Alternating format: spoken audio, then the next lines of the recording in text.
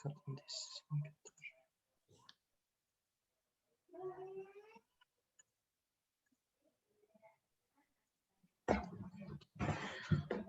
assalamualaikum warahmatullahi wabarakatuh. Selamat pagi semuanya.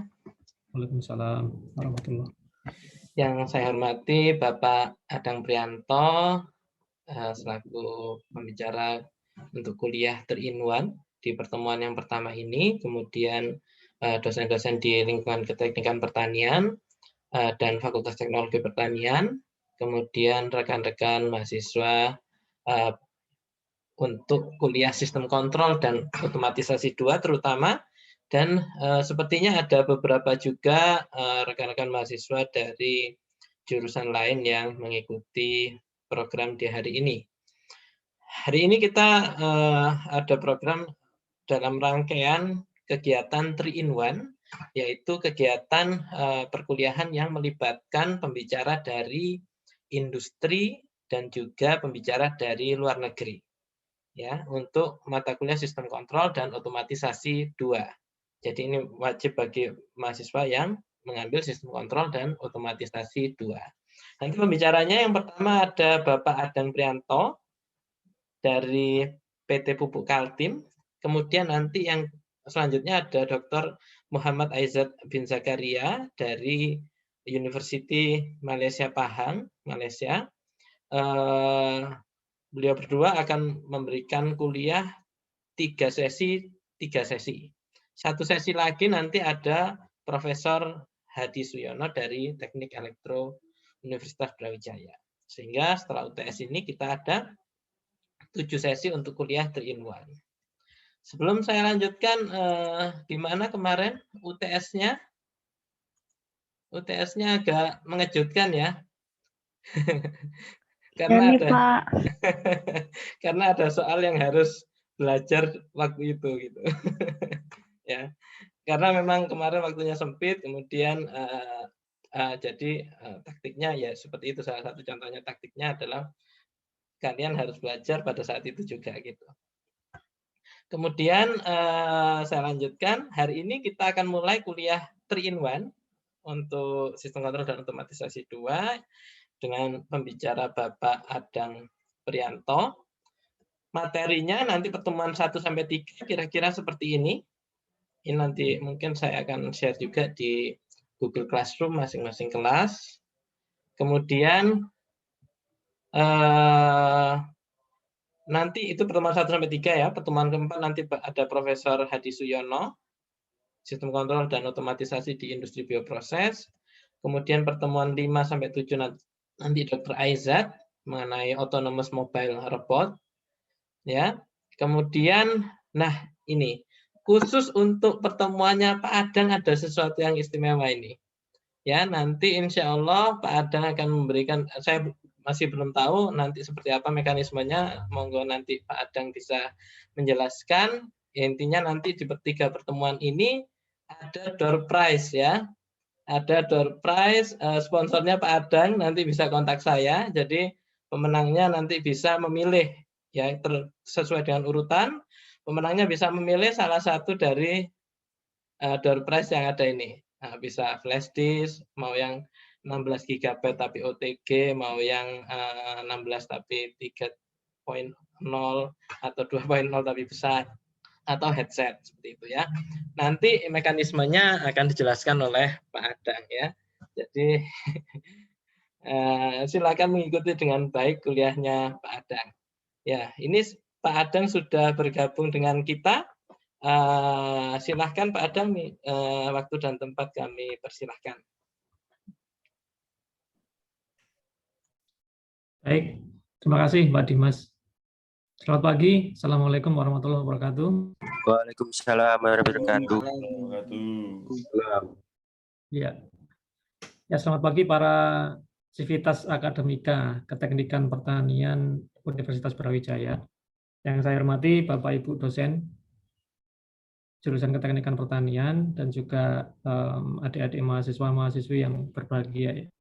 Sebelumnya saya ucapkan terima kasih nih atas undangan dari Universitas Brawijaya, khususnya dari jurusan Keteknikan Pertanian, oleh Pak Dr. Dimas Firmanda kemarin. Beliau ini rekan saya ya, sewaktu kuliah di ITS. Ini ya, tak kenal maka tak sayang ya. Jadi mungkin kenalan dulu kali ya. Ya, kenalkan nama saya Adang Prianto, usia 17 tahun ya. Itu 20 tahun yang lalu tapi. Saat ini saya kerja di Pupuk Kaltim di Bontang. Nah, lebih spesifiknya saya sekarang ini sedang mengerjakan proyek pembangunan pabrik amonium nitrat ya. Salah satu produk turunan amonia. Saya di Pupuk Kaltim dari tahun 2008 sampai sekarang ini ya, masih betah di sini. Kemudian saya dulu kuliah S1 di ITS di jurusan Teknik Fisika, ya sama dengan Pak Dr. Dimas nih. Kemudian itu tahun 2003 sampai dengan 2007, ya 2007 kalau nggak salah. Kemudian di tahun 2014-15 saya lanjut kuliah di Monash University, Melbourne, di Australia, di jurusan, saya ngambil jurusan Electrical and Computer System ya. Kemudian di tahun kemarin, di tahun 2020, saya ngambil kuliah profesi di UGM, Jogja. Ya, jadi rencananya seperti yang disampaikan Pak Dimas tadi ya, kita akan ada 3 kali pertemuan dengan judul yang sudah di-share.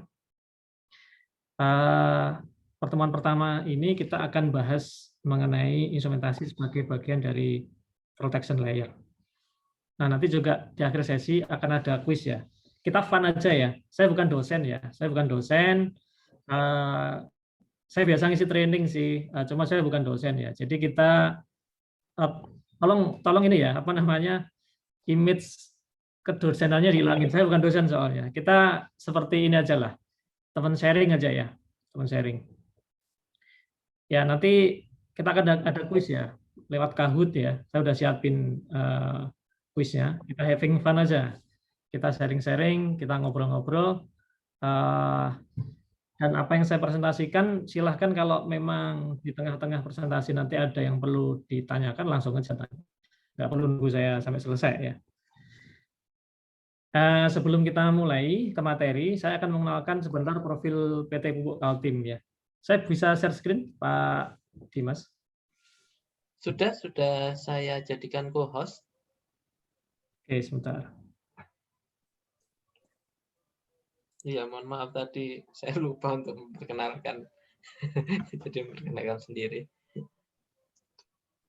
Gak apa-apa, Pak. Lebih ini malah.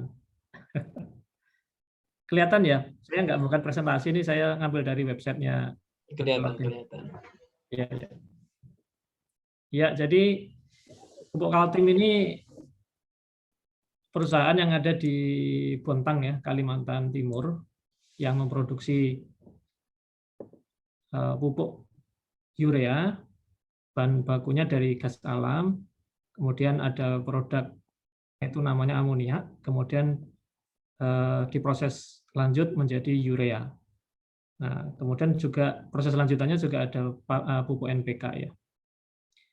Jadi sebelumnya PKT itu ada 6 pabrik, cuman pabrik 1, pabrik 2, pabrik 3, pabrik 1A, pabrik 4, pabrik 5 ya. Nah, cuman saat ini yang pabrik 1 sudah dalam masa demolis, sudah berumur 40 tahun lebih, akan dinonaktifkan, jadi tidak masuk di dalam profil ini.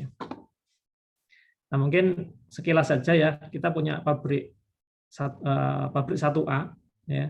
Ini kapasitas produksi ureanya 570.000 ton per tahun, amoniaknya 660.000 ton per tahun. Kemudian pabrik 2, ya ini pabrik paling tua sekarang ya. Pabrik 1-nya kan sudah nggak ada ya. Pabrik 2 ini paling tua. Itu tahun 84 dibangun, kapasitasnya 570.000 ton, amoniak 595.000 ton ya. Ini prosesnya pakai elok dan stamikarbon. Ini lisensor dari Europe ya. Kemudian pabrik 3 kapasitasnya untuk urea 570.000, kemudian amoniaknya 330.000, dan pabrik 4 570.000 urea, 330.000 amoniak. Dan yang terakhir, saya minta tolong nanti kalau nge-lag di info ya Pak ya, karena saya nggak tahu nih jaringannya bagus apa enggak. Kemudian yang terakhir ini pabrik 5 ya. Pabrik 5 ini pabrik yang paling baru, diresmikan tahun 2011 dibangunnya, tapi diresmikan tahun 2015, dibangun tahun 2011 ya. Ini prosesnya menggunakan KBR untuk amoniak dan toyo akses untuk urea. Kapasitasnya paling besar di Indonesia ya. Untuk per tahunnya kita bisa, untuk pabrik ini bisa memproduksi 1,15 juta ton urea, dan amoniaknya sebesar 825.000 ton. Kalau untuk NPK-nya total kapasitas produksi 350.000 ton setahun.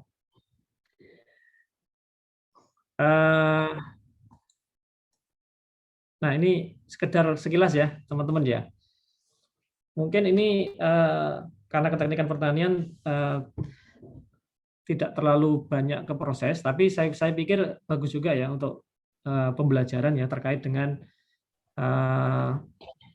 fungsi instrumentasi nantinya, karena sebetulnya salah satu fungsi peran instrumentasi yang paling penting adalah dalam pengendalian proses ya. Nah ini proses urea ya. Jadi sebetulnya awalnya itu amoniak dulu. Nih, ini dari gas bumi. Gas bumi itu yang supply ke kita ada Pertamina, ada Vaiko, ada Total dan sebagainya ya. Gas bumi itu dipurifikasi, namanya desulfurizer ya. Jadi dihilangkan kandungan-kandungan sulfur dan sebagainya. Kemudian direforming, dipecah ya. CH4 ya. Jadi gas bumi itu kan natural gas itu kan unsur utamanya CH4 ya. Itu dipecah, diambil hidrogennya, intinya kan gitu ya. Ini diambil hidrogennya. Jadi reforming ini masih sama ya. Kemudian ada HTS-LTS, high temperature shift, low temperature shift, itu untuk pecahan-pecahan C dan H tadi itu mau dipisahkan, dibersihkan, C-nya harus direaksikan nih, C-nya harus dibuat menjadi CO atau CO2. CO2-nya diabsorb, kemudian itu menjadi produk samping, hidrogen yang bersih itu ini pembersihan juga metanator ya. Pada dasarnya hidrogen sisanya itu direaksikan, disintesis ya. Sintesis. Nah, inilah dia akan menjadi amonia NH3. Jadi dari CH4 menuju NH3. Nah, NH3 hasil dari amonia tadi dan CO2 tadi dimasukkan ke dalam plant urea ya, ini. Nah, dari CO2 dan NH3 ini disintesis ulang, disintesis kembali. Di sini terbentuk urea dan urea karbamid ya. Nah, nanti dikomposisi, kemudian dikonsentrasi dan lain sebagainya sehingga menjadi pekat, kemudian di drilling atau di granul ya. Nah, itulah menjadi urea atau pupuk yang seperti adik-adik lihat ya di toko atau di mana itu ya. Jadi bahan awalnya gas bumi, kemudian kita proses sehingga bisa menjadi butiran-butiran urea. Produk samping amoniak ini banyak, salah satunya yang sedang saya kerjakan di sini membangun pabrik amonium nitrat ya. Kalau teman-teman kemarin beberapa bulan yang lalu kali ya, itu ada berita ledakan di Beirut ya, di Lebanon ya kalau nggak salah ya, Beirut Lebanon. Itu amonium nitrat yang meledak. Iya, jadi memang amonium nitrat adalah bahan peledak ya. Nanti akan dipakai oleh Kementerian Pertahanan sebagian untuk peledakan-peledakan di tambang ya. Jadi seperti itu sekilas mengenai profil pupuk tim dan proses yang ada ini. Oke, sekarang saya akan mulai ya, kita masuk ke materi. Saya harap ini kita lebih banyak diskusi ya, karena slide-nya juga dikit saya. Kalau nggak banyak diskusi nanti saya bingung mau ngomong apa. Santai aja. Ya. Oh ya, sorry. Tadi saya lupa. Pupuk Kaltim itu bagian dari grup holding Pupuk Indonesia ya. Pupuk Indonesia Holding Company. Jadi kalau teman-teman yang di Jakarta mungkin kalau di daerah Taman Anggrek ya, itu ada Pupuk Indonesia. Nah, itu kita bagian dari holding Pupuk Indonesia. BUMN ya? Ada. Ya, BUMN. Dulu BUMN kalau Pupuk Kaltim. Sekarang karena ada holding, jadi Pupuk Kaltim menjadi anak BUMN. BUMN-nya adalah Pupuk Indonesia-nya. Oke, pagi ini kita akan bahas ini ya, instrumen as part of protection layer ya. Ini petrochemical case study. Jadi mungkin aplikasinya banyak sekali di otomotif dan lain sebagainya. Pagi ini kita akan berbicara terkait dengan case study yang ada di petrochemical. Nah, apakah nanti ada korelasi dengan teman-teman yang ada di keteknikan pertanian? Insya Allah ada. Cuman nanti ini diikuti ada aja. yang teknik bioproses juga Pak Adang. Oh ada. Ya, oh, teknik ya. bioproses lebih dekat ke teknik kimia. Oke, teknik bioproses ya. Jadi ini ada berapa jurusan Pak Dimas yang di sini? Ada yang wajib ada 2 program studi, teknik pertanian dan biosistem sama teknik bioproses. Sama ini ada beberapa mahasiswa tamu dari kemungkinan kalau enggak bioteknologi atau teknologi hasil pangan ya. Oke, siap. Ya, pada dasarnya peran instrumentasi ya, mungkin nanti teman-teman biar keep in mind aja. Instrumentasi itu bisa berperan dimanapun ya, di robotika, di automation, misalkan di otomotif ya, atau proses-proses yang lain ya, termasuk dengan petrokimia ya. Jadi silakan nanti menyesuaikan saja untuk ininya ya. Tapi pada dasarnya konsepnya bisa dipakai, diambil dimanapun. Oke, saya lanjut ya. Jadi pagi ini kita akan bahas outline yang ini. Mungkin nanti setelah selesai sesi ini, slide presentasinya akan saya kirim ke Pak Dr. Dimas ya, untuk bisa di-sharing ke teman-teman. Ya, jadi yang pertama nanti kita akan mencoba mengulang, meremind mengenai definisi dan konsep instrumentasi. Kemudian kita akan masuk ke peran instrumentasi di industri petrokimia. Kemudian kita akan bahas apa itu BPCS, Basic Process Control System. Kemudian alarm and SIS, Safety Instrumented System, dan common drawing ya. Oke, kita masuk ke definisi dan konsep ya. Jadi ini saya berbicara general aja ya. Nanti kalau terkait dengan model matematisnya dan lain sebagainya, tanya Pak Dimas ya. Ya, jadi kalau di industri ya. Jadi instrumentasi itu kita pakai untuk alat untuk melakukan pengukuran, kemudian pengendalian dan proteksi dalam suatu plan ya. Nah, ini yang biasa ya, bukan berarti nggak ada yang lain ya.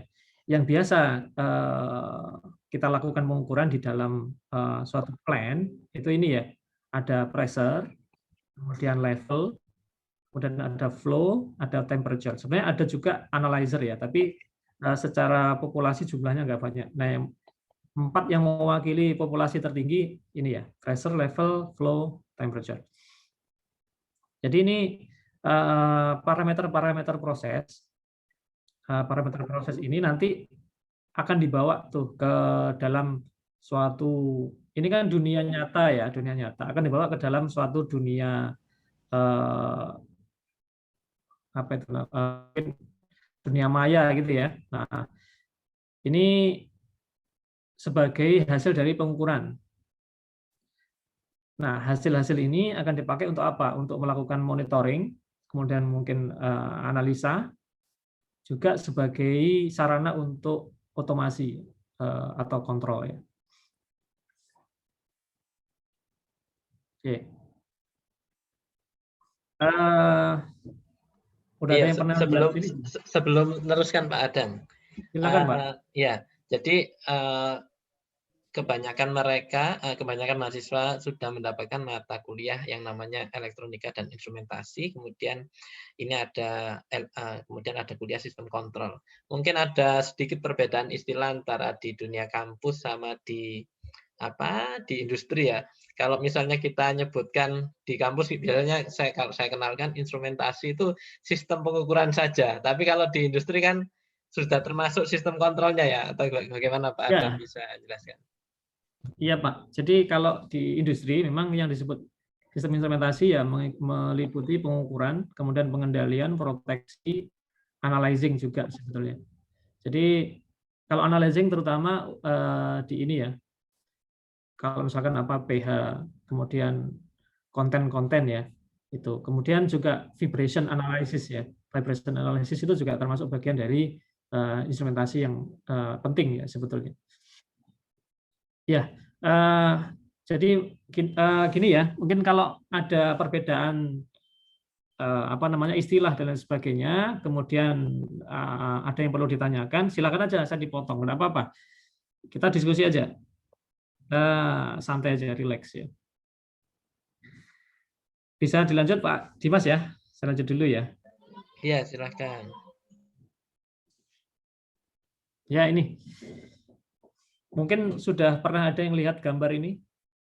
Kalau apinya sudah ya, di kompor juga banyak. Jadi ini adalah LOPA ya. Kalau kita sebutnya layer of protection, biasanya kita pakai sebagai media analisis desain pada saat kita melakukan desain suatu plant atau pabrik ya. Nah, layer of protection ini kalau kita lihat dari bawah ya, paling dekat dengan proses ya, itu adalah proses kontrol sistemnya, atau kita sebut BPCS ya. Sebentar.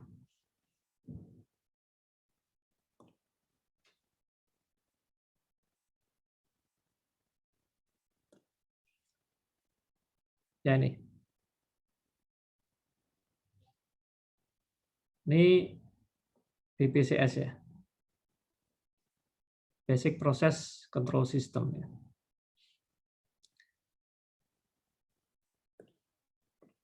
Oke. Tujuannya apa? Tujuannya dia adalah melakukan pengawalan dan fungsi normal ya dalam sebuah proses ya. Jadi pada dasarnya sebuah sistem, sebuah proses itu tujuan utamanya bisa beroperasi dalam keadaan aman ya. Intinya itu aman ya. Kata kuncinya adalah aman, sehingga dilakukan pengendalian di level paling dekatnya, level satunya ya. Kemudian apa yang terjadi jika level 1 tadi mengalami kegagalan ya? Nah, tidak mampu melakukan kontrol pengendalian secara baik, maka dia akan upset ya, sistem itu akan upset dari proses value-nya, kemudian dia akan naik ke perlindungan yang kedua, ke protection layer yang kedua, yaitu proses alarm. Jadi kalau yang pertama tadi biasanya otomatis, nah alarm ini memberikan warning ya, memberikan warning semacam peringatan gitu kepada operator lapangan, kemudian operator DCS juga ada, itu untuk melakukan tindakan-tindakan untuk mengembalikan proses ke kondisi aman lagi ya. Nah, apakah dia melakukan intervensi langsung melalui fisik di lapangan atau melalui kontrol di DCS, nah itu langkah-langkah itu ada tertuang di dalam prosedur biasanya, prosedurnya operation. Nah, apa yang terjadi jika layer ini juga gagal ya? Operator sudah melakukan sesuatu, ternyata Bentar. Oke. Ternyata itu juga masih mengalami kegagalan ya. Nah, ini fungsi diambil alih oleh shutdown system atau kita sebutnya SIS ya, Emergency Shutdown System atau Safety Instrumented System ya. Nah, ini ada di layer ketiga ya. Layer 1, 2, 3. Layer ketiganya adalah Safety Instrumented System. Jadi, kalau kontrol normal gagal, kemudian action operator juga nggak cukup, maka layer ketiga bertugas melakukan shutdown pabrik secara aman ya. Jadi kita secara sistem pabrik dimatikan dan itu menjadi ke safe state ya namanya ya, ke kondisi aman ya. Nah inilah kalau ada lihat di sebelah kiri ya, itu ada prevention layer ya. Jadi level 1, 2, 3 prevention layer itu diisi oleh instrumentasi. Jadi peran instrumentasi ada di sini di prevention layer ya. Nah, yang di atasnya itu bukan fungsi instrumentasi, tapi saya jelasin sekalian. Jadi, jika prevention layer ini udah gagal ya, udah kondisi upset, kontrol gagal, peran operator juga gagal, kemudian peran shutdown sistem otomatis juga gagal, apa yang dilakukan? Maka masih ada proteksi yang lain, yaitu active physical protection layer. Tapi ini sudah masuk ke mitigation layer ya. Ini biasanya PSV ya, pressure safety valve kayak gitu ya, banyak yang lainnya. Tapi biasanya memang mechanical device. Ya. Jadi kalau kelebihan tekanan, PSV-nya akan buka untuk merilis tekanan. Jadi tidak sampai meledak misalkan pabriknya gitu ya. Kalau itu masih gagal apa? Masih juga misalkan kontaminasinya masih ke lingkungan gitu ya. Ada lagi passive protection layer yang di atasnya, dike itu kayak bendungan gitu ya. Jadi kalau dulu pernah kejadian kalau nggak salah ya di industri migas ya, itu kalau tangkinya jebol karena kelebihan tekanan,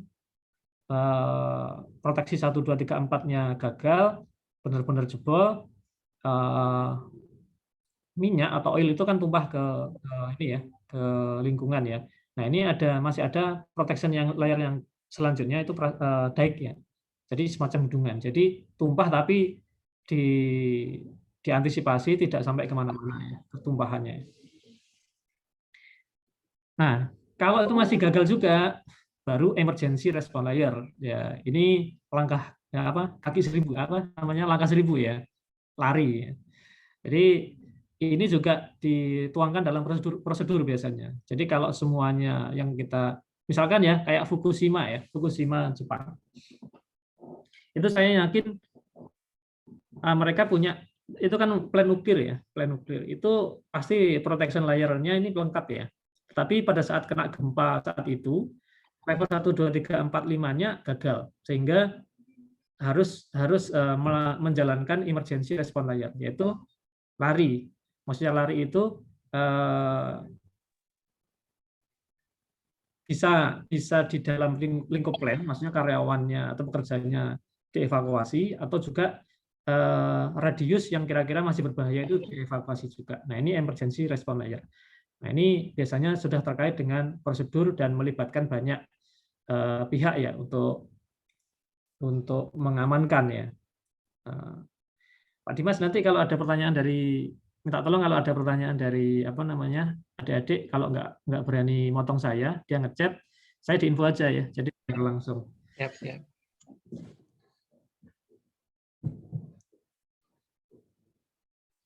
Izin bertanya boleh Pak? Silakan. Ya. Saya izin bertanya Pak, pada implementasinya itu kalau dari masing-masing tahap ini kira-kira durasinya, perbedaan jarak durasi itu berapa lama ya Pak? Apakah benar-benar langsung kayak beda 1 menit atau hitungan detik aja atau memang perbedaannya juga cukup lama Pak? Terima kasih Pak. Iya. Jadi oke. Siapa tadi yang nanya ya? Namanya siapa? Nurul Istiqomah Pak. Mbak Nurul Istiqomah ya. Ya, biar dicatat Pak Dimas maksud saya. Kalau ada tambahan nilai barangkali kan. Jadi gini, sebetulnya tergantung kondisinya ya. Tapi biasanya kalau praktikal di lapangan, dari normal ke proses alarm itu kalau itu bentuknya ini ya, misal tergantung ini ya, level gitu ada time response ya, dari ngisi tangki sampai ke suatu level tertentu itu ada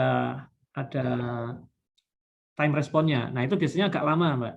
Tapi kalau itu bentuknya pressure ya, pressure itu cepat sekali. Pressure atau flow itu cepat sekali. Temperatur agak lama juga, temperatur agak lama.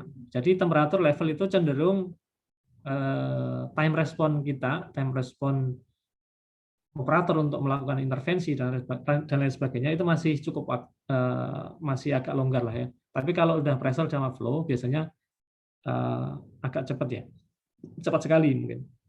Cuman kalau order berapa menit, berapa detiknya saya nggak bisa jawab karena memang itu sangat tergantung pada kondisi. Bisa jadi dalam hitungan detik, 15 detik gitu ya, itu sudah kondisinya sudah emergensi, sudah upset, jadi tidak bisa dilakukan antisipasi. Jadi seperti itu. Baik Pak, berarti tergantung dari case-nya nanti ya Pak, seperti apa? Betul, tergantung case-nya. Tergantung case, kemudian bentuk variabel fisiknya apa, ya, sama biasanya skalanya ya, skala ya.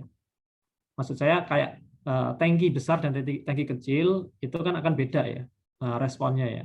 Seberapa input outputnya kayak gitu. Baik Pak, terima kasih Pak sudah jelas. Oke, makasih. Oke, lanjut dulu kita ke basic process control system ya. Ini layar 1 ya, layar 1 ya. Kalau mungkin teman-teman sudah dapat ya, mungkin sebutnya apa ya di kampus ya, kontrol ya, proses kontrol kali ya. Ya. Pada dasarnya instrumentasi inilah yang bertanggung jawab untuk mengatur proses pada suatu kondisi yang ditetapkan operator secara otomatis ya. Misalkan kalau kita lihat di gambar, ini kan ada tangki gitu ya, ada level transmitter untuk sensornya, kemudian ada LIC 100 itu untuk level indikator controller yang ada di DCS gitu. Kemudian ada LV 100 itu untuk kontrol valve ya, untuk masukannya. Jadi misalnya V100 ini tangki vessel ya, vessel dengan tag name V100 ini mau dijaga di level 50 gitu ya.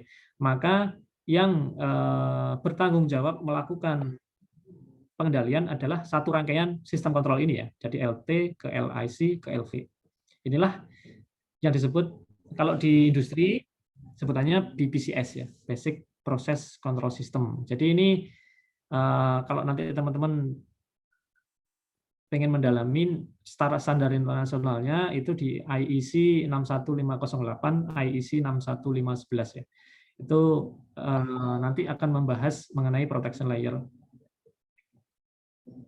sama safety instrumented system ya. Oke. Ya, jadi ini sudah kita bahas ya di yang pertama tadi ya. Jadi sensor itu merasakan, itu controller itu melakukan apa namanya keputusan kontrol, final element mempengaruhi langsung di lapangan. Kemudian proses di lapangan akan bereaksi terhadap peran kontrol tersebut ya. Jadi kalau tadi ada vessel, kemudian valve-nya ini dibuka tutup pada kondisi tertentu, maka levelnya akan naik atau turun tergantung dengan jumlah masukannya ya, seperti itu. Jadi LV sebagai final element, LIC sebagai controller, LT sebagai measuring device atau sensor. Jadi ada tiga ini ya, tiga elemen ini ya, sensor, final control element, controller ya.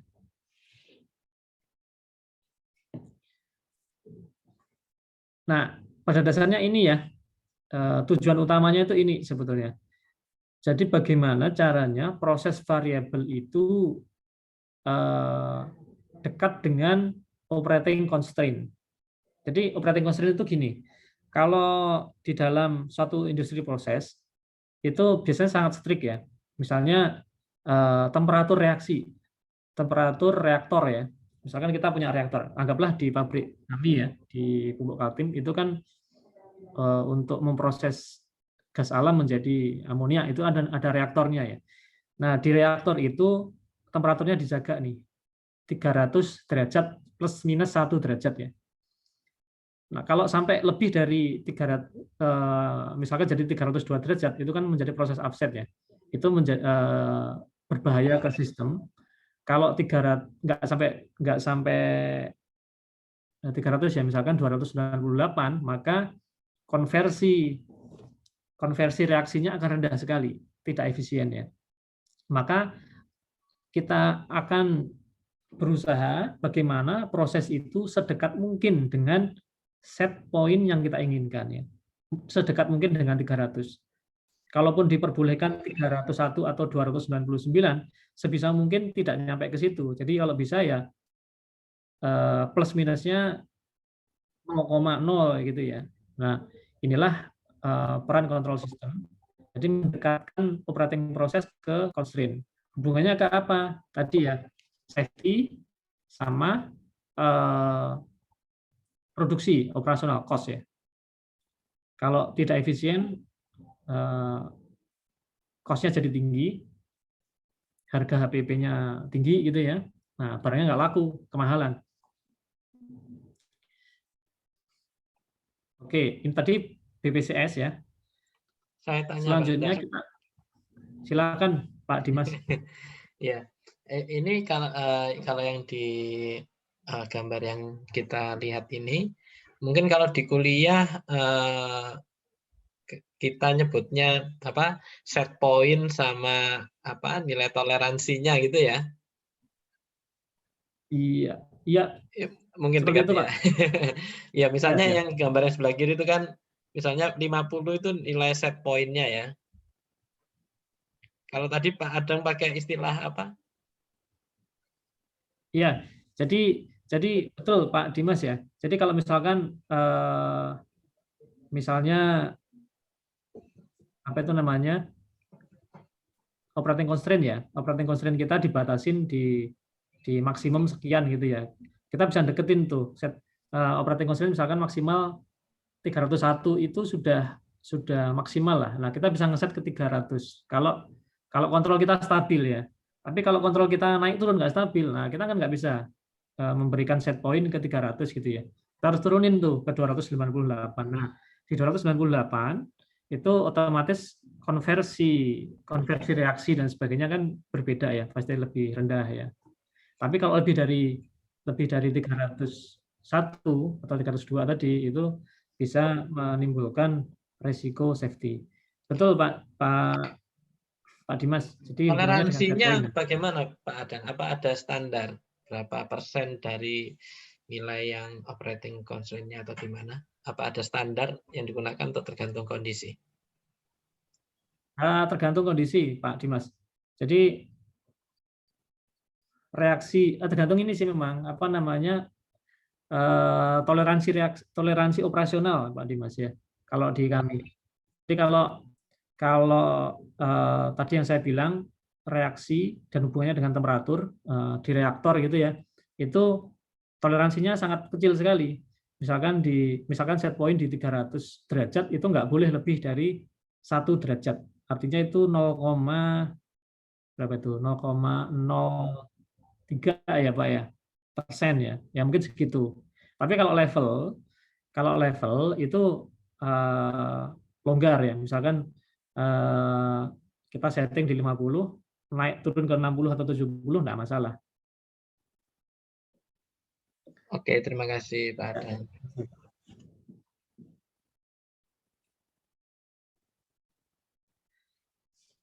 Oke, kita lanjut ya. Jadi saya ingatkan lagi yang di depan tadi, kita ada di level 1, 2, 3 ya. Nah, yang tadi kita bahas adalah level 1-nya di BPCS. Nah, sekarang kita akan masuk ke level 2 dan level 3 ya. Alarm and safety estimated system ya. Ini mungkin slide saya kurang pas ya. Sebetulnya gini, karena kalau alarm, kalau di dalam praktikal ya, di dalam industri, itu malah peralatannya sebetulnya ikut ke dalam peralatan BPCS ya. Jadi yang biasa kita pakai biasanya distributed control system ya, DCS ya. DCS itu melakukan peran satu sebagai BPCS, kedua sebagai alarm. Baru nanti dedicated PLC, Emergency Shutdown System, itu menjalankan fungsi SIS-nya. Nah, kalau gambar yang sebelumnya tadi, itu kita tambah dengan alarm dan SIS, itu jadinya seperti ini ya. Tadi kita hanya punya LT 100, kemudian LIC 100, kemudian LV 100 ya. Tadi itu BPCS. Nah, gimana caranya? Itu kita tingkatkan menjadi level 2. Level 2 dulu ya.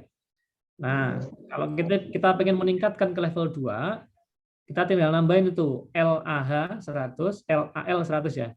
Level alarm high 100, level alarm low 100. Jadi itu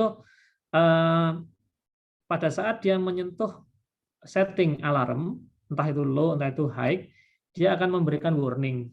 Dan operator akan memberikan respon ya, memberikan respon secara manual ya, entah itu di lapangan ataukah itu dari DCS ya. Itu level 2. Nah, level 3-nya gimana? Nah, level 3-nya yang merah ya, gambar yang merah ya. Jadi kita menambah satu independent loop lagi untuk melakukan proteksi, dan ini dilakukan oleh device yang berbeda, harus berbeda. Kalau berdasarkan code yang saya sebutkan tadi ya, IEC 61508, IEC 61511 ya. Jadi BPCS dan SIS itu harus terpisah sama sekali. Sedangkan alarm itu boleh ikut DCS atau boleh ikut SIS, tapi umumnya dia ikut DCS. Oke, saya jelasin yang warna merah ya. Kita menambah satu independent equipment LT 101. Nah, di situ nanti bisa kita setting untuk setting shutdown-nya. Bisa di low, bisa di high ya. Kita kan ada LALL 100, LAH 100 ya. Itu level alarm low. Jadi low apa namanya, level yang extra low itu akan menimbulkan konsekuensi. Jadi kita biasanya penamaannya seperti itu ya. Kalau alarm itu L-nya 1 atau hanya 1. Kalau untuk shutdown system trip itu 2 ya. LA-LL atau LA-HH gitu ya. Nah, ini masuk ke dalam logic solver ya. Itu ada IS 100 ya. Nah, logic solver ini biasanya dedicated PLC ya, programmable logic controller ya. Tapi yang memang certified untuk SIS. Jadi tidak semua PLC certified untuk SIS. PLC yang certified untuk SIS. Nah, ini akan mengerjakan XV 100 ini. Itu solenoid valve, itu fungsinya on off saja. Buka tutup gitu ya. Jadi misalkan ini saya tulis semua LL atau HH-nya. Jadi sebetulnya dalam satu kondisi real itu biasanya dipakai satu aja. Jadi misalnya yang paling berbahaya itu adalah kondisi high-nya. Maka pada saat kondisinya sudah high, on off valve XV100 tadi harus menutup full. Seperti itu. Kalau kondisi yang paling bahaya itu LL, maka XV100 ini fungsinya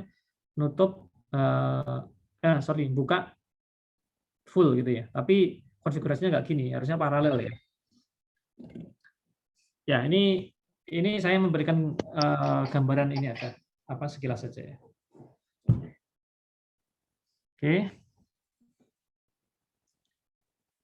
Ya, ini yang saya bilang tadi, SIS, Safety Instrumented System, must be independent. Jadi harus terpisah, betul-betul terpisah ya. Nggak boleh menjadi satu alat ya, satu device, nggak boleh. Jadi berdasarkan code-nya. Oke, kalau ini anunya ya, contoh konfigurasi real ya di lapangan seperti ini. Jadi kita punya final control element. Nah, kita punya DCS dan kita punya PLC ya. Nah, DCS itu berfungsi untuk melakukan pengaturan tadi, pengaturan flow. Kalau kurang ditambahin, kalau kelebihan ditutup, dikurangin bukaannya. Nah, sedangkan PLC, safety PLC ini akan melakukan action jika tertrigger dari layer protection nomor 3 tadi ya. Jadi kalau kondisi sudah tidak aman, maka PLC-nya yang kerja. Jadi dua alat yang terpisah. Nah, kalau yang sebelah kiri itu untuk proses-proses yang tidak terlalu kritikal itu diperbolehkan ya sebelah kiri ya. Jadi satu final control element itu dipakai untuk sekalian ya sebagai control valve dan juga sebagai safety valve ya. Tapi kalau apa namanya itu fluidanya itu kritikal, item-itemnya kritikal nggak boleh, harus seperti sebelah kanan ya. Jadi untuk safety control valve-nya itu harus terpisah betul. Jadi ada dua gitu.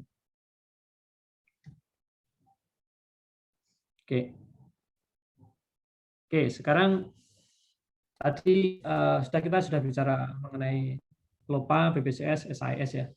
Nah, ini kita akan lanjut ke common drawing ya. Jadi kenapa saya masukkan common drawing di sini ya? Harapannya nanti begini, teman-teman nanti kan akan ada setelah lulus dari UB Brawijaya, nantinya kan entah itu bekerja ataukah itu mau menjadi desainer peralatan instrumentasi, itu harus familiar ya dengan drawing ya. Karena realitas di dunia industri ya ini yang sehari-hari kita pegang dilihat oleh seorang instrumen engineer ya drawing ya. Entah itu untuk troubleshooting, entah itu desain kontrol gitu. Nah, muaranya adalah di drawing. Nah, yang di depan kita ini adalah PNID ya, Piping and Instrumentation Diagram. Jadi ini memberikan ilustrasi kita ya terkait dengan proses piping dan instrumentasi secara general ya. Jadi kalau kita ada vessel lah misalkan, vessel ini ya, seperti yang digambar gitu ya. Kemudian ada pipa-pipa proses ya. Nah, itu adalah pipingnya. Instrumentation-nya mana? Nah, sudah ada itu ya, ada control valve-nya, kemudian ada sensornya. Kalau di atas contohnya misalkan itu ada FT100. Kita bisa lihat langsung FT100 kalau udah biasa baca drawing ya. FT100 itu kan ada flow meter ya, flow meter. Itu bentuknya apa? Nah, nanti ada legend-nya, ada legend. Karena flow meter sendiri kan macam-macam ya. Kalau yang tergambar ini adalah vortex ya, vortex flow meter gitu ya. Kemudian ada controllernya, FRC ya, flow recorder controller ya. Nah, ada controllernya, kemudian ada valve-nya, itu FV100 ya. Nah, ini namanya PNID ya. Jadi drawing yang menggambarkan gabungan dua proses ya, proses dan pipingnya dan instrumentasinya.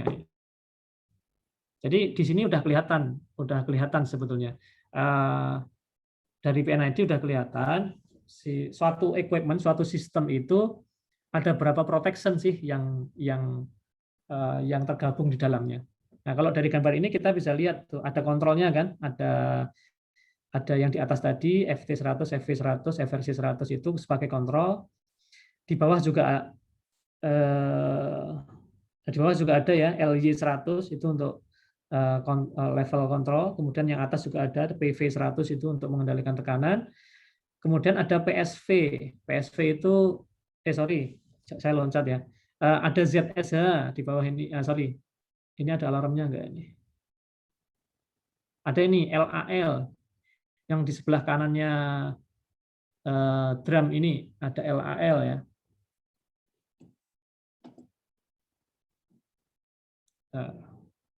Nah ini ada LAH, LAL, ini level 2 ya. Sorry, ini tadi level 1. Level 1. Ini level 1. Ini level 1, ini level 1. Ini level 2. Level 2 protection ya. Kemudian level 3 shutdown ya. Shutdown device. Nih. Kemudian level 4-nya apa? PSV. Nah, level 5 dan seterusnya nggak tergambar di sini ya. DAIX tadi, kemudian emergency response itu nggak tergambar di sini. Jadi kalau sekilas kita bisa melihat dari gambar PNID ini proteksi untuk proses di sini lengkap. Nah, pertanyaannya adalah apakah harus lengkap? Enggak, tergantung prosesnya. Jadi kalau cuma tangki air mau tumpah juga nggak apa-apa. Gitu. Tapi kalau itu tangki asid ya, itu adalah asam ya yang bisa mengakibatkan kecelakaan atau luka atau cacat permanen ya, yang nggak boleh. Gitu ya. Nah, jadi seberapa lengkap layer protection tergantung prosesnya. Biasanya ya tadi ya, pressure-nya berapa, temperaturnya berapa, fluidanya apa, seperti itu. Oke. Nah, ini tadi ya dari PNID tadi itu secara general ya. Kemudian untuk bekerja atau untuk membangun ya, untuk bekerja harian atau untuk membangun sebuah sistem instrumentasi itu nggak bisa berhenti di situ kan. Jadi kita harus menyiapkan drawing lanjutan ya. Kalau yang di depan ini adalah termination drawing ya. Jadi ini sensor-sensornya yang tadi ya di lapangan ya, sensor yang di lapangan itu mau dikoneksikan kemana? Nah, misalkan ini di DCS ya. DCS-nya sebelah mana sih? Karena kalau dalam satu plan itu mungkin ada kabinetnya ada banyak sekali, mungkin 40-an kabinet ya. Jadi pada saat mendesain sebuah plan secara instrumentasinya ya, itu harus drawing engineering harus lengkap ya. Oke, ini lebih detail lagi ya. Ini lebih detail lagi. Jadi namanya instrumen loop drawing ya. Jadi kalau kita lihat di sekilas, coba saya ini ya. Tadi ini sensor ya. Jadi ini sensor. Jadi gambar-gambar ini sebenarnya menjelaskan bagaimana sebuah instrumentasi dalam satu loop itu terkoneksi ya. Jadi ini sensornya, kemudian masuk mana? Masuk ini ke DCS. Ini ada DCS-nya ya, DCS. Sebelah mananya enclosure ini nest sekian, slot sekian gitu ya. Jadi pada saat mencari itu kabelnya banyak sekali. Kalau nggak seperti ini nggak terdokumentasi dengan bagus, akan susah untuk melakukan pencarian. Mungkin belum pernah melihat kabinetnya sehingga nggak bisa bayangkan Pak Adang. Oh iya. Kan kabel-kabel banyak gitu ya. Saya lupa nggak ngasih fotonya juga Pak Dimas ya. Nggak apa-apa, nanti pertemuan berikutnya saya kasih fotonya ya. Ya pada dasarnya itu ya, karena kabinet itu kotak ya, kayak lemari lah ya, lemari yang di dalamnya ada mesin-mesin kontrolnya ya, ada mesin-mesin kontrolnya ya di sini. Nah, karena jumlahnya ribuan, sensor ini jumlahnya ribuan, maka harus dipetakan dengan bagus. Intinya itu aja. Nah, ini juga sama. Ini kan sensornya ya. Ini pengendalinya tadi. Nah, keluarnya kemana? Ke sini, ke control valve-nya. Jadi ini level 1. Level 2-nya mana? Nah, ini penambahan PSD ini ya. Jadi ini SIS tadi ke solenoid sini. Jadi ini level 1 dan level 2 dan level 3 sebetulnya. Karena kalau level 2-nya nggak tergambar jelas di sini karena itu secara software. Ya, tapi ini sudah menggambarkan 3 protection ya. 1, 2, 3. Secara instrumentasi. Karena instrumentasi sebenarnya hanya berjalan di situ aja 1, 2, 3. 4, 5 itu sudah bukan ranahnya instrumentasi ya.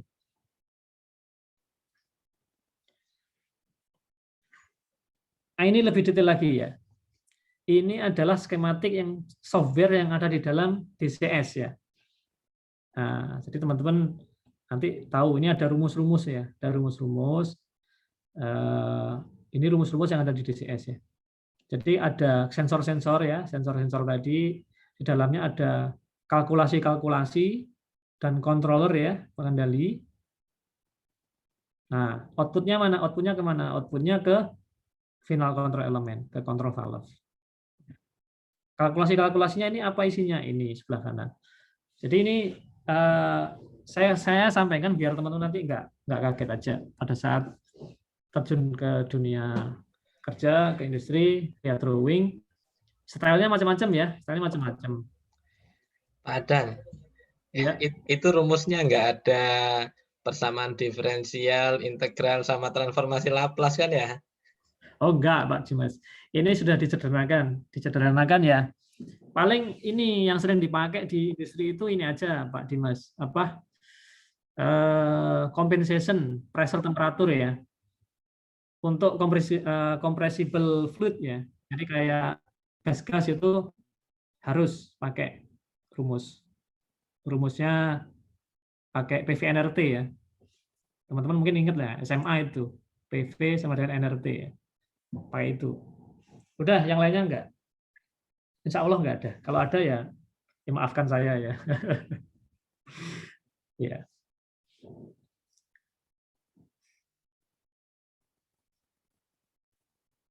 Oke.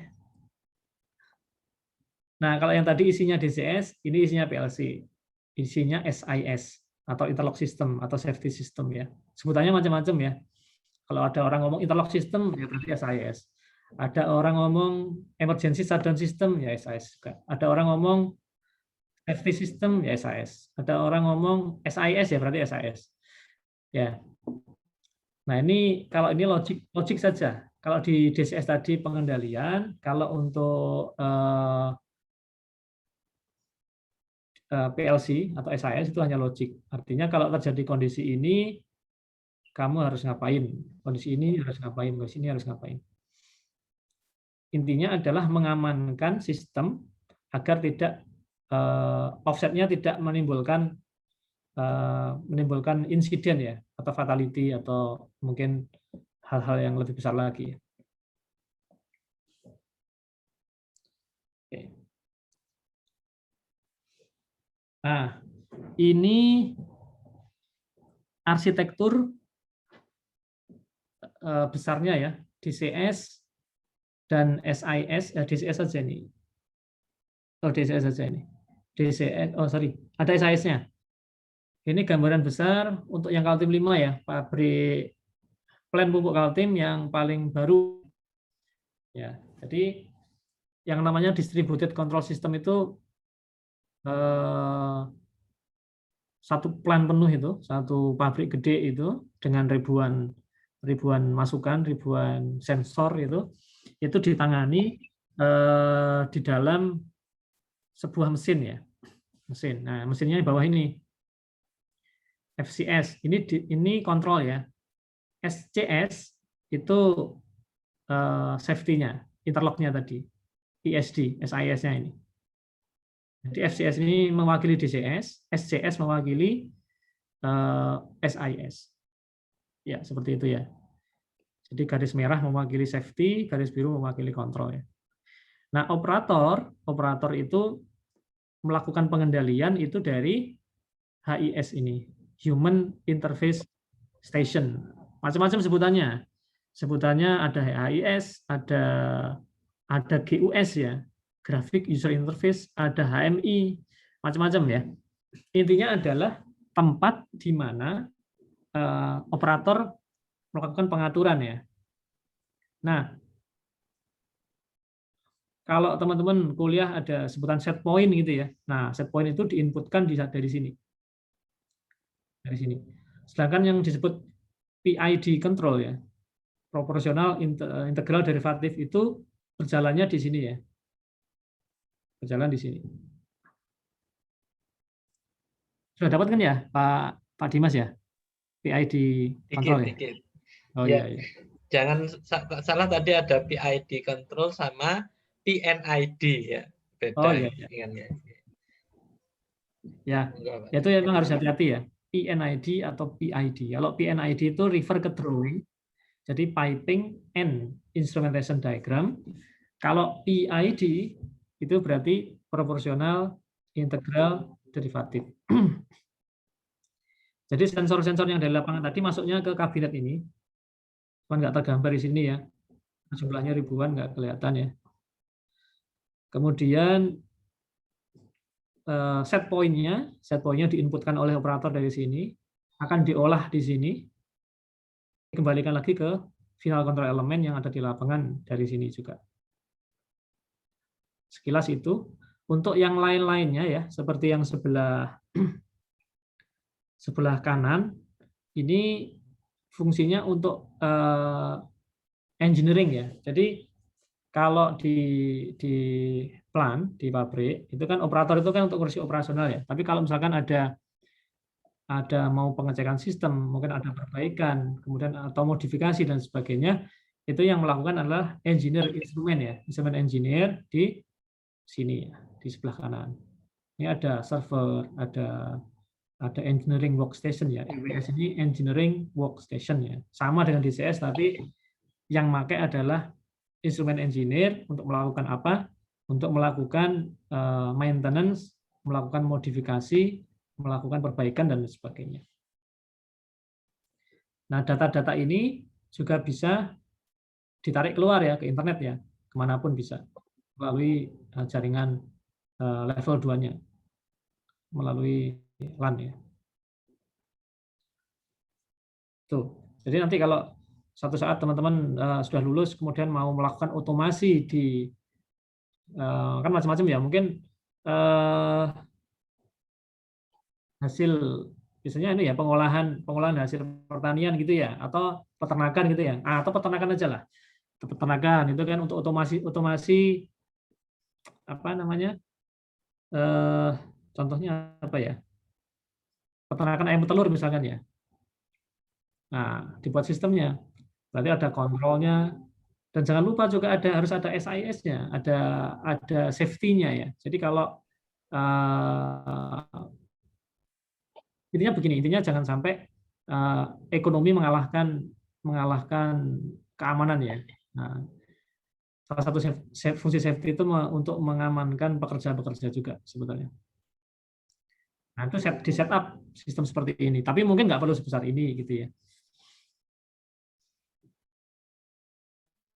Oke, nah di DCS itu ada teknologi apa aja sih, gitu ya? Kalau kita lihat DCS itu fungsinya banyak. Selain kontrol tadi, dia itu juga sebagai historian ya. Jadi data-data operasional selama sekian tahun itu tersimpan di situ. Untuk apa? Jadi fungsi analisis itu penting sekali kalau di dalam plan proses ya. Maksudnya adalah jika ada suatu kondisi yang memerlukan perhatian, misalnya ada parameter proses yang naik yang berbahaya gitu ya. Nah itu harus kita bisa membandingkan dengan kondisi sebelumnya. Kita misalkan ngambil data setahun yang lalu, kemudian dibandingkan dengan data yang sekarang, apa sih yang nggak normal? Kita bisa mencari tahu kira-kira equipment yang mana yang bermasalah. Tuh. Kemudian DCS yang sekarang itu juga ada sistem diagnostik ya. Jadi instrumen engineer sekarang itu gampang. Karena sistem itu sudah bisa mendiagnosa dirinya sendiri, ini yang mau rusak, ini yang rusak kayak gitu. Jadi tinggal ini aja, tinggal mengawasi, kemudian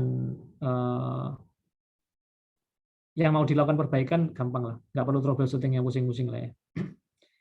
Kemudian alarm log juga ya. Jadi alarm beberapa waktu yang lalu sampai dengan mungkin jangka setahun 2 tahun masih ada ya.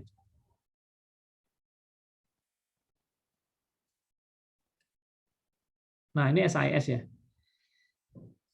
Kalau SIS juga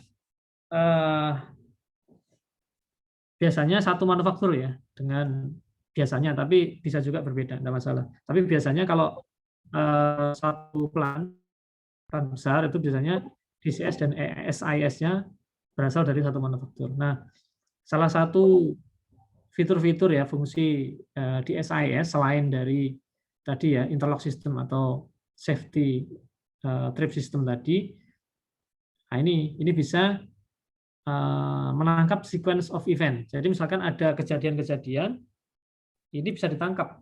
Jadi kita bisa tahu urutan kejadian persisnya kayak apa. Karena ini dalam durasi milisecond ya, 1 milisecond misalnya. Sehingga biasanya kalau sistem yang lama itu orang akan saling ini ya namanya manusia ya, itu biasanya saling kalau ada kejadian itu saling mengamankan diri. Oh, bukan tanggung jawab saya nih, bukan tanggung jawab saya, tapi begitu ada sequence of event itu sudah langsung ketahuan yang terjadi apa dan mencari tanggung jawab siapa. Ini penting kalau untuk di dunia kerja ya, di dunia industri ya. Kemudian ada plan resource manager, ini untuk maintenance. Jadi kita bisa melihat item-item mana yang memerlukan perhatian untuk segera dilakukan maintenance dan juga mungkin bisa memberikan warning ya, alat ini mau rusak dan sebagainya. Ya, kayaknya udah habis. Kalau ada pertanyaan silakan. Iya, terima kasih Pak Adang. Silahkan kalau ada yang ingin bertanya, mengangkat tangan dulu. Ya, raise hand itu ya. Ya, jadi manfaatkan kesempatan ini karena apa? Pak Adang ini ya jarang-jarang kita ada kuliah dari industri yang sungguhan ya, maksudnya agar kalian terbuka wawasannya mengenai apa sebenarnya yang di industri itu ya yang kita lakukan. Tadi kalian sudah dapat teori, kemudian tahu oh kira-kira di industri seperti apa. Nah ini ada Pak Ubaidillah, silahkan bisa di unmute.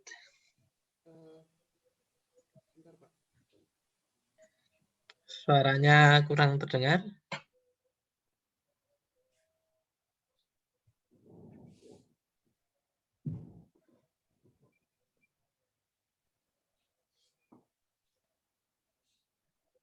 Mungkin ya sambil nunggu Pak Ubaidillah, kalau ada yang bertanya yang lainnya dipersilahkan juga.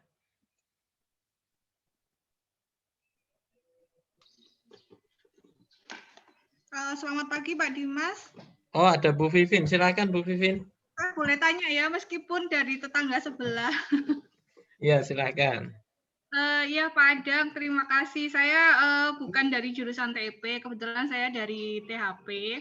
Cuman mahasiswa saya di program studi bioteknologi itu juga menempuh mata kuliah instrumentasi bioproses. Hanya saja kalau mahasiswanya Pak Dimas itu kan sudah ada mata kuliah pengantar, misalnya elektronika dan lain sebagainya. Tapi kalau mahasiswa saya itu tidak ada, zero, jadi kosong. Jadi saya memang kesulitan untuk menjelaskan apa itu sebetulnya instrumentasi. Nah, yang ingin saya tanyakan mungkin bisa juga untuk mahasiswa TIP. Kalau di industri terutama di pupuk Kaltim, apakah atau sekarang ya Pak, saya nggak terlalu mengikuti instrumen yang terbaru sekarang.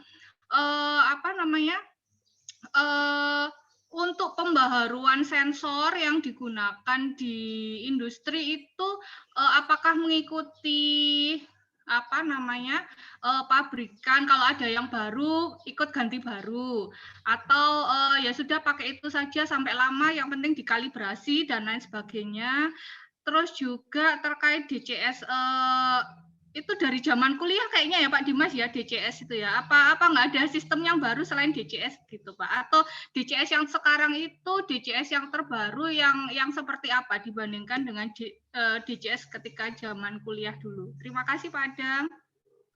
Iya, sebelum Pak Adang menjawab, Bu Vivin ini alumni teknik fisika juga Pak Adang, jadi bimbingannya Pak Dani ya. Iya, saya bimbingannya Pak Dani. Saya bukan lab instrumen, Pak. Saya lab. Akustik. Adang ini lab instrumen beneran. Iya, cuman dulu saya di UNER ambil instrumen, Pak. Tapi ketika di tes kok kayaknya lab instrumen sepi gitu ya. Dan lama lulusnya. Saya UNER ada juga nggak, Bu? Hah? Di Iya, UNER Pak. ada juga?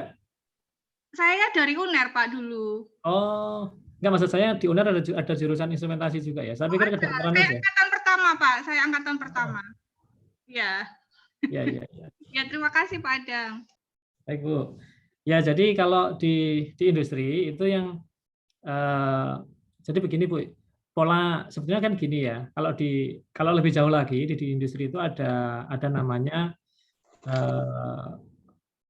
reliability centered maintenance, Bu ya. Jadi ini maintenance yang berdasarkan keandalan pabrik ya. Jadi itu ada hitung-hitungan reliability, itu macam-macam ya intinya. Di situ ada strategi untuk replacement dan sebagainya. Nah, kalau di dalam teori LCM itu, Bu, itu memang, dan itu diterapkan di pupuk Kaltim ya. Itu ada peralatan-peralatan yang harus time based ya. Ada peralatan-peralatan yang condition based ya. Jadi kalau instrumentasi itu rata-rata kita condition based ya, kita run to failure ya. Jadi kalau tidak ada kerusakan nggak kita ganti memang. Jadi walaupun ada teknologi baru yang keluar gitu ya, yang ditawarkan manufaktur, sering juga memang manufaktur instrumentasi itu presentasi ke kami gitu ya untuk menawarkan peralatan terbaru gitu ya. Tapi ya kalau memang itu peralatan kami masih bagus, kami nggak akan ganti ya. Tapi memang ada juga yang ini, Bu. Jadi biasanya manufaktur itu sebetulnya kalau dari sisi RCM itu masih bagus ya, nggak ada problem gitu ya. Jadi masalah adalah manufaktur itu memaksa kami.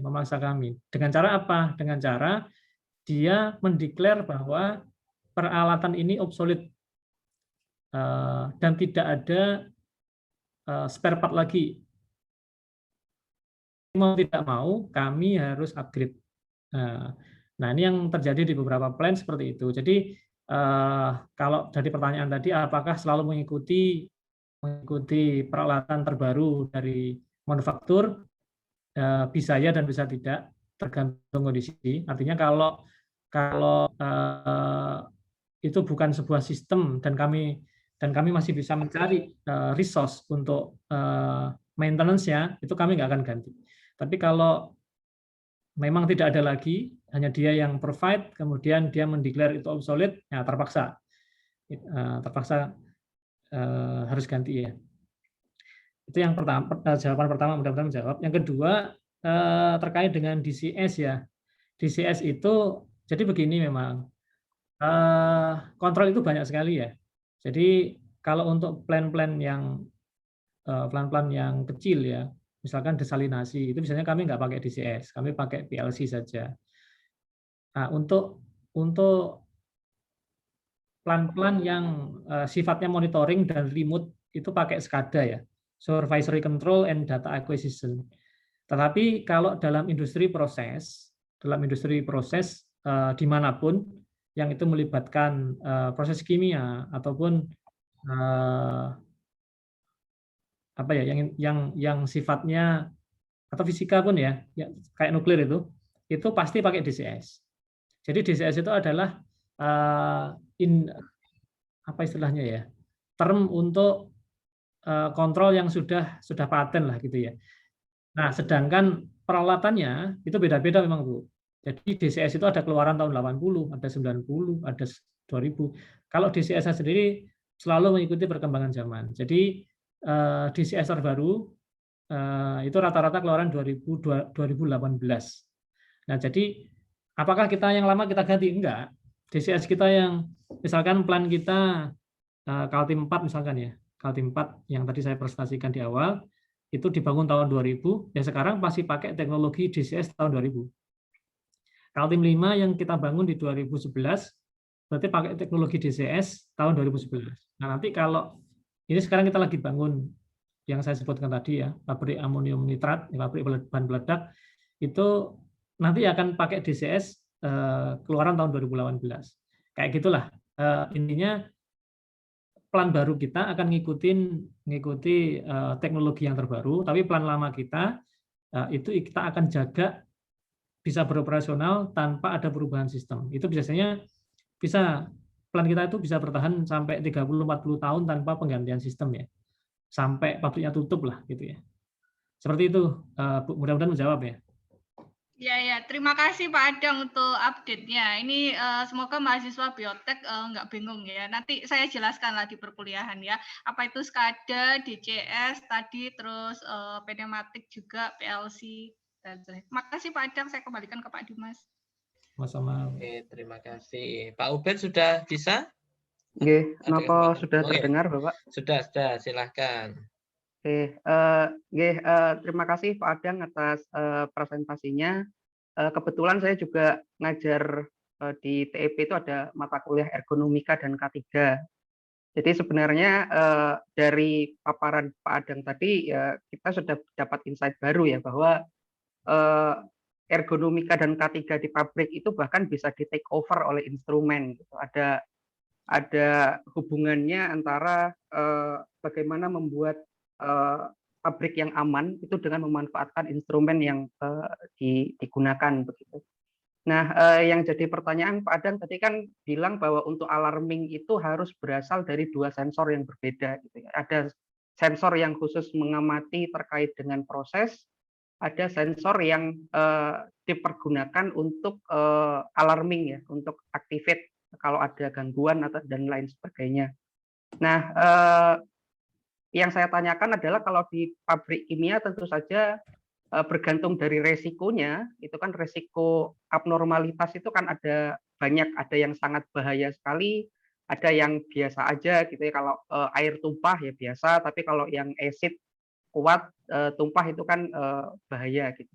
Yang jadi permasalahan kalau di pabrik pupuk itu alarmingnya sistemnya bagaimana Pak Adang? Maksudnya kalau kita lihat di film-film kadang kan kalau ada pabrik yang mau meledak itu kan kadang ada bunyi, ada sirine atau ada lampu gitu. Kalau di pabrik pupuk itu bagaimana Bapak? Terus kalau yang kedua adalah kebetulan tadi dijelaskan juga terkait dengan arsitektur kontrolnya, yang di situ juga ada bagaimana mengkomunikasikan antara mesin yang dalam hal ini adalah instrumen dengan operatornya. Di situ juga ada human machine interfacing dan lain sebagainya. Nah, itu juga bagian dari ergonomika sebenarnya. Jadi terkait itu bagaimana si operator itu tahu bahwa oh ini level 1 nih masih gangguan biasa, bisa di take over atau bisa diperbaiki oleh sistem sendiri. Oh ini ada level 3 yang harusnya si operator itu sudah harus menunjuk orang di lapangan ini ada sensor atau ada gangguan di sebelah sana gitu. Atau nah bagaimana kalau yang terjadi adalah misalnya seperti Pak Adang menjelaskan ke Bu Vivin barusan bahwa kan rata-rata kan sistemnya kan replacement-nya kan bahkan sampai habis lifetime pabrik ya. Kan di saat dalam lifetime itu kan boleh jadi ada satu sensor yang keliru baca gitu sehingga bisa false alarming. Itu mekanisme dari pabrik gimana Bapak? Apa ada safety atau audit instrumen keamanan secara berkala atau ya si engineer memang bakal tahu oh ini rusak nih, ini harusnya masih normal tapi dia ngelaporinnya salah gitu.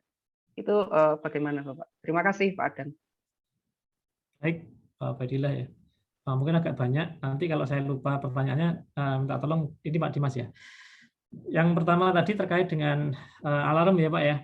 Jadi memang, jadi yang diharuskan terpisah itu adalah safety sistemnya Pak. Kalau alarmnya itu bisa gabung ke DCS ataukah ke SAIS-nya. Jadi seperti yang gambar saya ini, alarmnya LAH100, LAL100 itu menggabung ke sistem ke DCS. Nah, seperti apa alarmnya? Alarmnya kalau kita bunyi Pak, jadi pada saat ada kondisi upset yang dia menyentuh alarm, dia langsung akan mengeluarkan bunyi ya. Dan biasanya kalau DCI yang terbaru itu bisa bunyi itu kayak ringtone lah ya, kayak ringtone itu bisa kita setting untuk per area ya. Jadi orang tahu misalkan bunyinya tulit-tulit atau totot gitu ya. Itu dari mana? Jadi operator itu udah langsung tahu nih. Misalkan bunyinya seperti ini, oh ini dari area ini nih. Ini bunyinya kayak gini, oh dari area sana. Jadi lebih cepat untuk merespon. Jadi bunyi Pak, kalau untuk dari sisi seperti apa itu dari bunyi ya, kita bunyi. Nah, yang Pak Dimas bisa dibantu HMI ya, tanya mengenai HMI atau ini maintenance sensor dan sebagainya untuk kalau misalnya ada keliruan baca sensor gitu loh Pak. Oke, siap. Ya, jadi itu sering terjadi Pak, bukan hanya sekali dua kali, sering. Jadi kekeliruan baca sensor itu sering dan itulah fungsinya lupa tadi Pak ya. Fungsinya lupa. Karena pada saat kalau kita kembali ke sini Pak. Nah, tadi ada pertanyaan ini ya. Kait dengan operator ya, kapan dia tahu bahwa itu masih bisa dihandle oleh sistem atau enggak ya. Jadi begini Pak, kalau sistem di sekarang ya, terutama untuk sistem proses ya kayak kami di Pupuk Kaltim dan mungkin di perusahaan minyak dan sebagainya ya, itu sistemnya otomatis Pak. Jadi semua yang tidak menimbulkan alarm itu dibiarin sudah. Artinya operator nggak akan mantau Pak, karena jumlahnya juga ribuan ya. Jumlahnya ribuan, jadi tidak mungkin bagi operator itu untuk mantengin satu-satu. Jadi semua yang tidak menimbulkan, yang tidak mengeluarkan bunyi, tidak mengeluarkan alarm, itu dianggap oke, dianggap stabil ya. Jadi operator tidak akan ngecek lagi deh satu-satu. Jadi itu diasumsikan bahwa sistem secara otomatis mampu menghandle. Seperti itu Pak. Jadi kapan operator harus bereaksi ya pada saat ada alarm. Pada saat ada alarm bunyi tadi, dia akan langsung menuju ke ininya ya, ke sumber alarmnya di mana, kemudian dia melakukan action.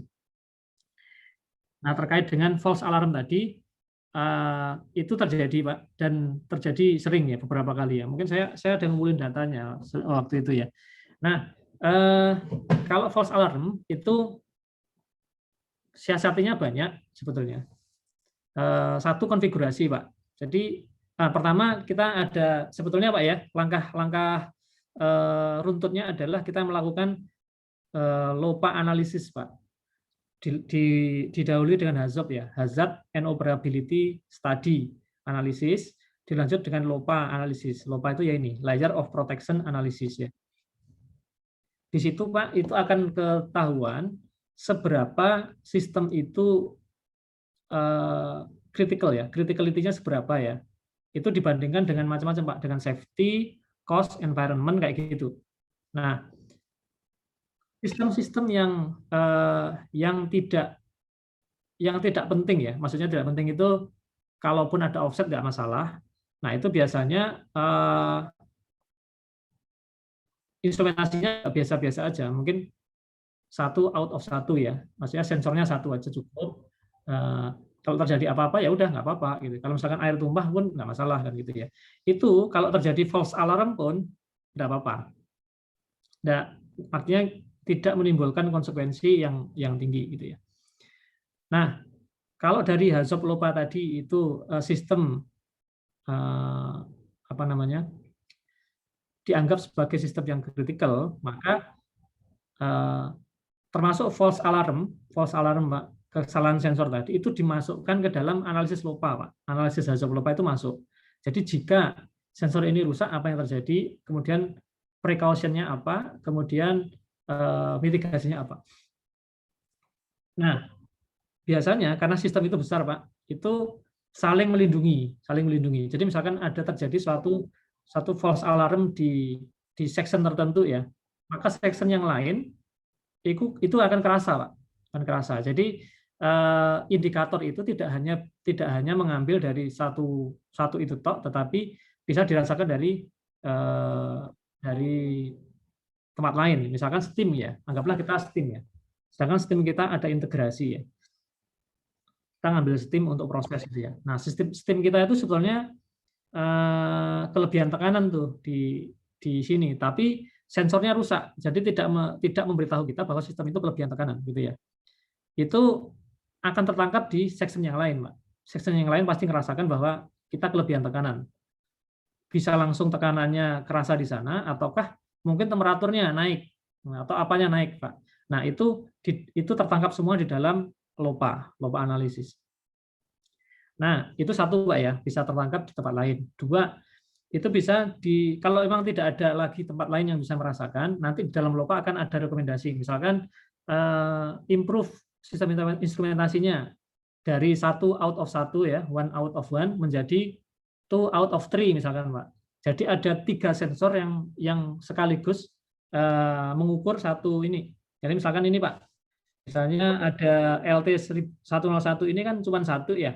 Tapi kalau di dalam hasil LOPA nanti vessel ini adalah sangat kritikal, kemudian tidak ada sistem lain yang mendukung pengamanannya, maka sensor ini nggak cuma 1, Pak, 3 dengan sistem voting ya.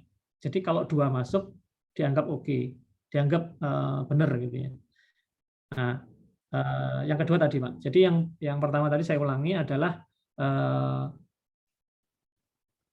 proteksi itu bisa saling mendukung satu sama lain dari satu sistem ke sistem yang lain. Yang kedua, kalau tidak ada sistem yang mendukung sama sekali, maka kalau kita sebutnya biasanya probability failure on demand ya, PFD ya. Kalau di dalam teori SIS itu ada probability failure on demand, itu kita naikin, kita turunkan maksud saya. Kita naikin spesifikasinya, kita turunkan probability failure-nya dengan cara apa? Dengan cara menambah ini sensornya diperbanyak. Nah, ini nanti makanya muncul, Pak, adanya SIL ya, Pak, safety integrity level ya, SIL 0, SIL 1, SIL 2, SIL 3 gitu ya. Nah, kita kemarin baru selesai, Pak, untuk proyek yang sedang saya kerjakan, kita baru selesai membahas HAZOP LOPA dan SIL-nya ya. Jadi ada, Pak, di section-section tertentu itu yang kategori SIL 2. Kalau SIL 2 maka sudah harus 2 out of 3 ya. Pasang 3 sensor voting gitu ya. Terima kasih Pak Ubed dan Pak Adang pertanyaan dan jawabannya. Karena waktu kita terbatas, sudah hampir pukul 10 ini. Mungkin Pak Adang ada semacam kuis? Oh ya. Oke. Terima kasih sebelumnya ya. Saya ini kan ya pertanyaannya, dan monggo Pak Adang kalau ada ini. Nah, ini teman-teman udah pernah Kahoot nggak? Kahoot? Kayaknya belum kayaknya ya. Pernah, Pak. Oh, ada yang pernah. Pernah, Pak. Ada yang pernah. Sudah pernah. Saya yang belum, saya yang kurang update saya.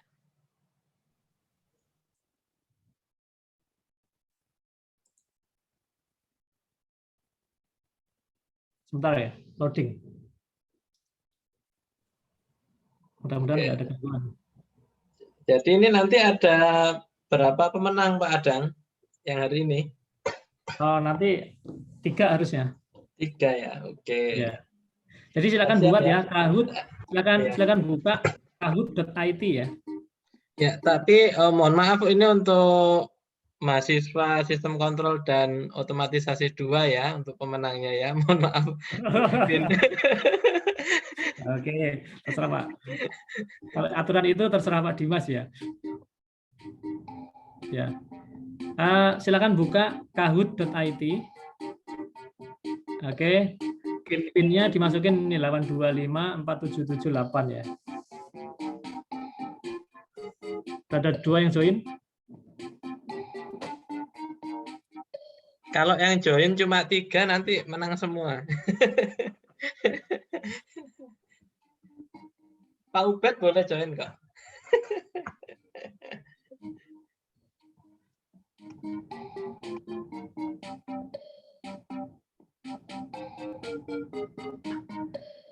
Kita tunggu 5 menit ya untuk join ya.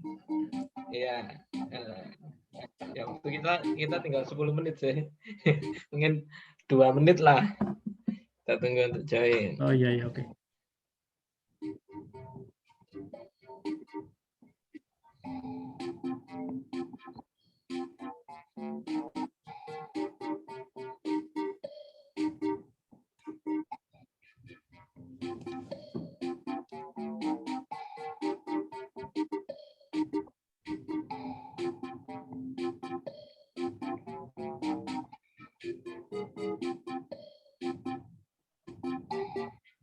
Udah 95, lumayan.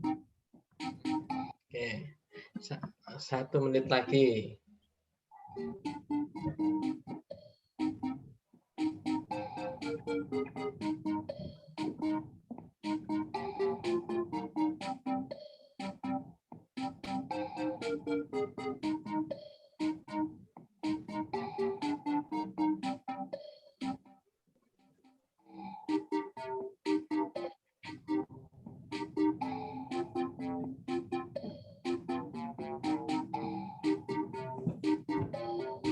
Ya, sudah 2 menit ada.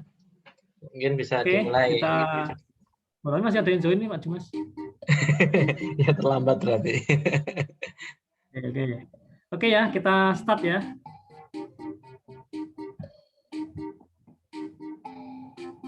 Oke. Oh, masih ada 10. ini. Oh ya, saya hitung 10 mundur ya. 10, Ya. 9, 8, 7, 6, 5, 4, 3, 2, 1. Oke, saya start ya.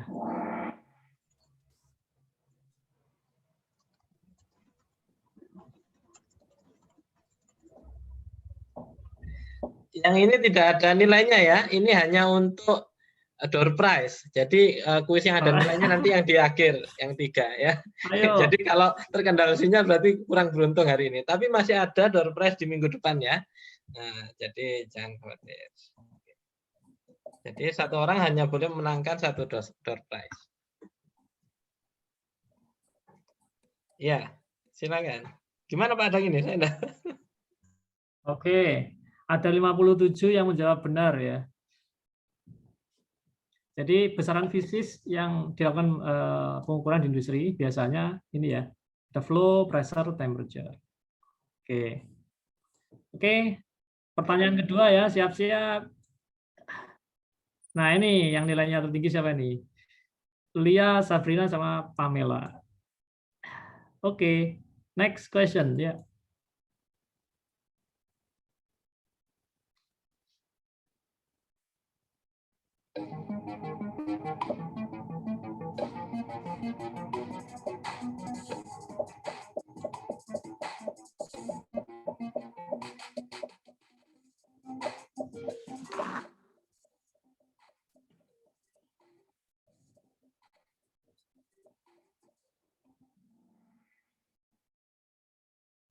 Ada 47 yang benar.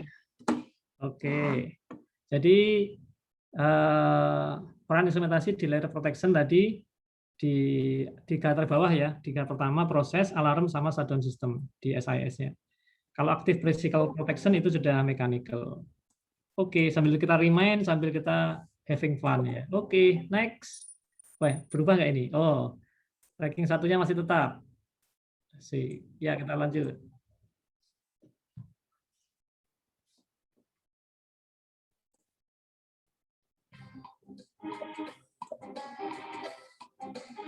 Kumpulan level layar proteksi yang berfungsi mencegah terjadinya upset.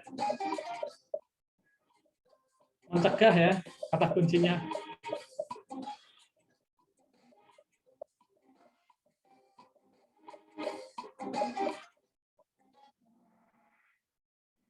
Oke, yang benar banyak kok. Sip, prevention layer ya. Jadi kalau sudah dalam mitigation layer itu sudah dalam karena sudah tidak bisa terprevent lagi, akhirnya harus dimitigasi. Oke, next question. Wah, nggak berubah ini, Mbak Lia ini.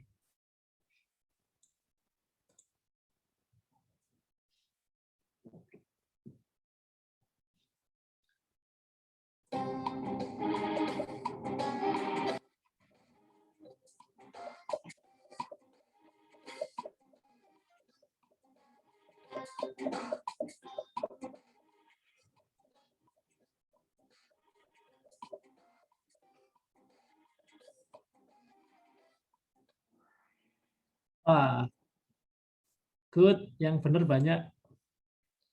Equipment yang di level layer protection yang pertama tadi BPCS kan. BPCS itu biasanya dihandle oleh DCS ya. Oke.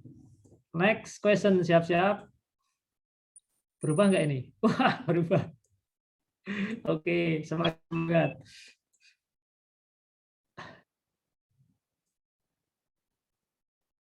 Yang men-shutdown-kan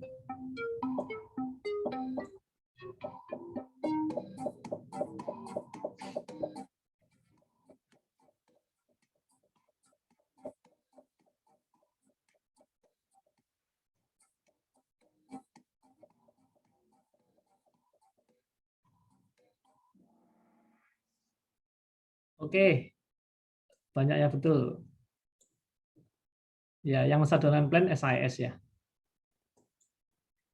Oke, kita lihat ada perubahan lagi nggak? Oh, masih bertahan, Mbak Nadia. Ini mana yang cowok-cowok ini, Pak Dimas? Ini kok cewek-cewek semua ini? Atau banyak ceweknya jangan-jangan. Next question. Practical drawing untuk menggambarkan proses piping dan instrumentasi.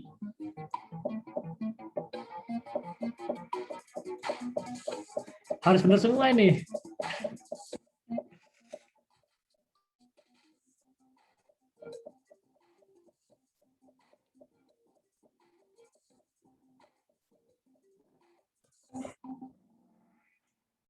Wah, ternyata nggak benar semua ya. Oke.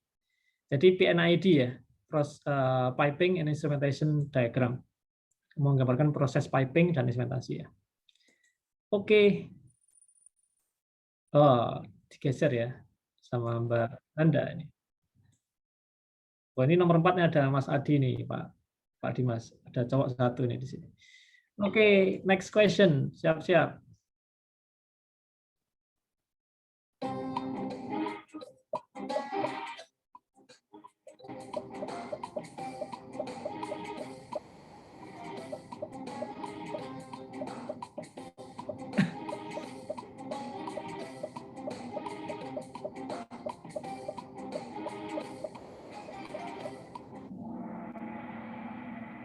Ada 45 ya betul.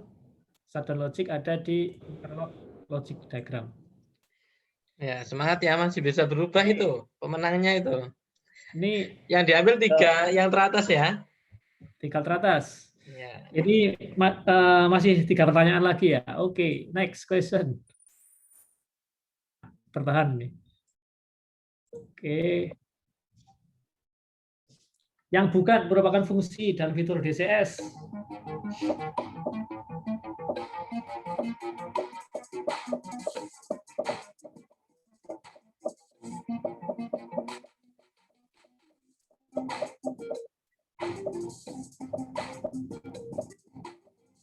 Ini katanya nandanya cowok ya. Oh, cowok ya itu ya. Oke, sorry. Oke. 40 yang benar ya. DCS yang dia tidak menjalankan interlock ya. Yang menjalankan interlock adalah SIS atau ISD. Oke, kita lihat ya berubah nggak rankingnya nih. Oh, masih tetap Mas Nanda atau Mbak Nanda ini ya. Ya, oke lah. Kita lanjut pertanyaan berikutnya ya.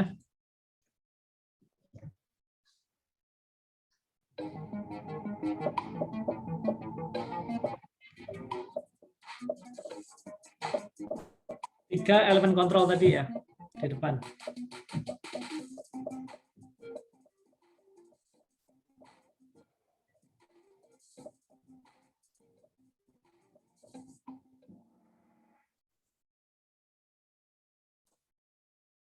Oke, ada 44 yang benar.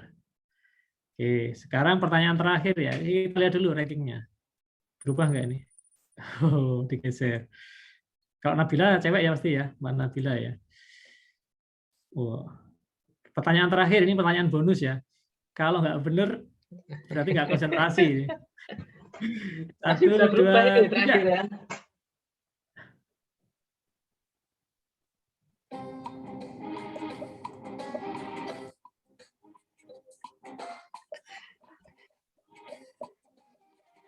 Kalau salah nggak konsentrasi berarti.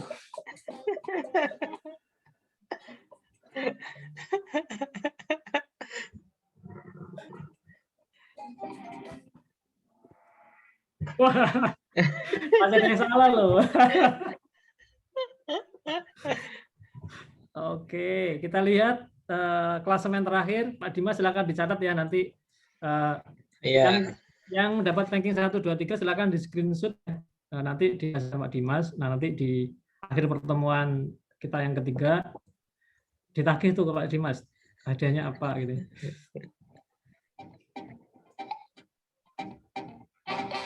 Wes. Juara 3, Mbak Cynthia Laili, sorry. Siapa nih nomor 1? Cewek semua ini Pak Dimas. Ya, yang beruntung cewek berarti hari ini. Silakan Silakan. di Pak Dimas. Oke, ini saya belum tahu nama lengkapnya dan sebagainya. Silakan langsung menghubungi saya ya, di screenshot di device masing-masing dan dikirimkan ke saya ya. Oke? Oke, itu kuliah untuk hari ini. Terima kasih sekali Pak Adang sudah bersedia berbagi dengan kita. Hadiah door prize untuk 3 pemenang tadi disponsori oleh Pak Adang ya. Ya, terima kasih atas perhatiannya semuanya. Kita ketemu lagi di kuliah 3-in-1 minggu depan. Wassalamualaikum warahmatullahi wabarakatuh. Selamat pagi.